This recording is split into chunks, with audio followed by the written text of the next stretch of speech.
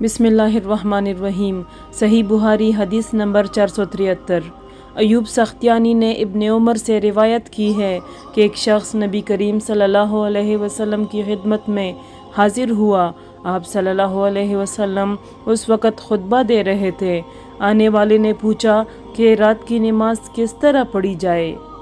آپ نے فرمایا 2 رکعت، پھر جب طلوع صبح صادق کا اندیشہ ہو تو 1 رکعت وتر کی پڑھ لے تاکہ تو نے جو نماز پڑھی ہے اسے یہ رکعت طاق بنا دے۔ اور امام بخاری نے فرمایا کہ ولید بن کثیر نے کہا کہ مجھ سے عبیداللہ بن عبداللہ عمری نے بیان کیا، عبداللہ بن عمری رضی اللہ عنہ نے ان سے بیان کیا کہ ایک شخص نے نبی صلی اللہ علیہ وسلم کو آواز دی جبکہ آپ مسجد میں تشریف فرما تھے۔